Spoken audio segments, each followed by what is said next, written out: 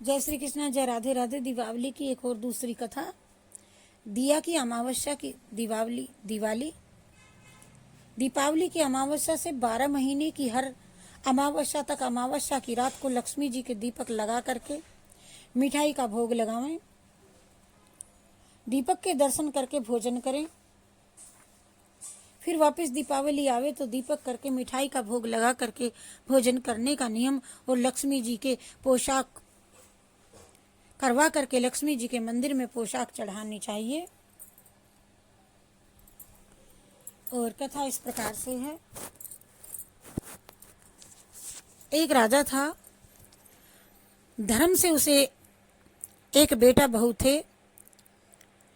बहू कभी कभी चुरा करके मिठाइयाँ खा लेती थी और चूहे का नाम ले देती थी।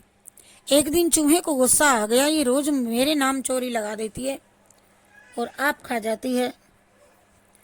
और सभी ने विचार किया कि इसे तो सबक देना ही पड़ेगा।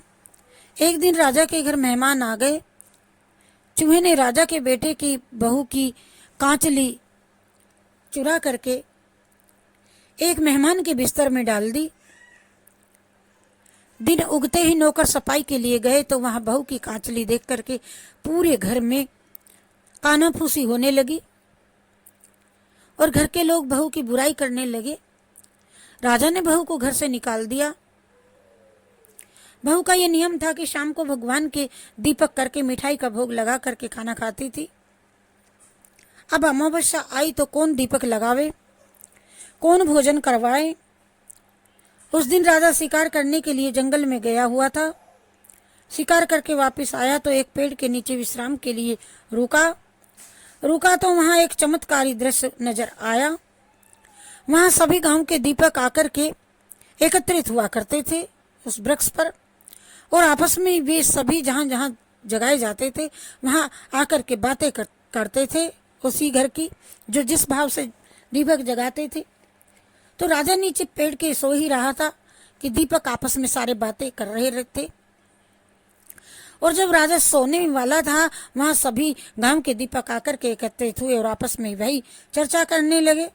सभी दीपक आपस में कहने लगे, आज मैंने हलवा खाया, आज मैंने लपसी खाई। लेकिन उनमें से एक दीपक नहीं बोला। सब बोले रे, अरे अरे तू क्यों नहीं बोलता, अरे तूने क्या खाया, तू भी तो बता। भाई मैंने कुछ भी नहीं खाया और न ही मेरी पूजा की गई। सबने उस दीपक से पूछा, भाई ऐसा क्यों उदास है, पूछा क्यों है। तो भाई रोज तो तुम हम सभी से अच्छा भोजन किया करते थे, तो आज तुम्हारे साथ क्या हुआ। जब वह दीपक कहता है कि मैं राजा के घर का दीपक हूं, उसके घर के बेटे की बहू ने चोर कर मिठाई खा गई और नाम चूहे के लगा दिया। जब सभी चूहों को गुस्सा आ गया और इस कारण बहू की कांचली राजा के मेहमान के बिस्तर में डाल दी। सुबह बहू की सभी बुराई करने लगे, ये बहू तो न जाने कैसी है। तो राजा ने उसे घर से निकाल दिया। अब पता नहीं वह बेचारी कहाँ होगी। वह रोज दीपक लगा करके मुझे भोजन करवाती, लेकिन वह जहां भी हो सुख से रहवे, मेरा तो बस यही आशीर्वाद है।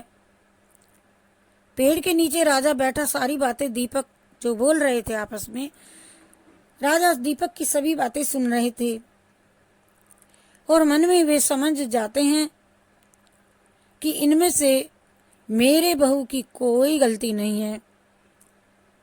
मैं बिना सोचे समझे ही गुस्से में उसे घर से निकाल दिया मैंने। वह तो जल्दी से उठ कर के घर आ जाता है और नौकरों को बहू ढूंढने के लिए, बहू को वापस लाने के लिए आदेश दे देता है। बहू बेचारी वापस आ जाती है और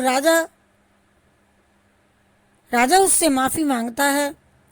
सभी वापस आनंद से रहने लगते हैं। हे दीपक महाराज, हे ज्योति, उनके बहू की जैसी तूने लाज रखी, सुखी रहने का आशीर्वाद दिया, वैसा ही आशीर्वाद सभी दिया। दीवी अमावस्या को जो जलाए जाते हो, अमावस्या करने वाले को देना, कहते को देना, सुनते को देना, हुंकारा भरते को देना, खोटी की खरी अधूरी की पूरी करना। जय श्री कृष्णा, जय राधे राधे, जय श्री कृष्णा, जय राधे राधे। और सूर्योदय से पहले आटा तेल हल्दी मल करके स्नान करना। कार्तिक मास की अमावस्या को महालक्ष्मी का पूजन सभी को धूमधाम से करना चाहिए। पटाखे छोड़ना चाहिए, घर को रंगोली से सजाना चाहिए। और इस पूजन में पूरी रात जगाने वाला दीवा चौमुखी, जिस दीपक की लो चारों तरफ से प्रज्वलित हो, जगाना चाहिए। कहा जाता है कि इस दिन भगवान ने राजा बलि को पाताल से लोक इंद्र बनाया था और तब इंद्र ने बड़ी प्रसन्नता पूर्वक दीपावली मनाई।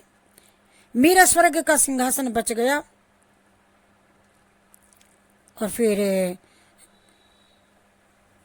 रामचंद्र जी लंका से वापस आए तो इसी अमावस्या को उनका भी राज तिलक हुआ था।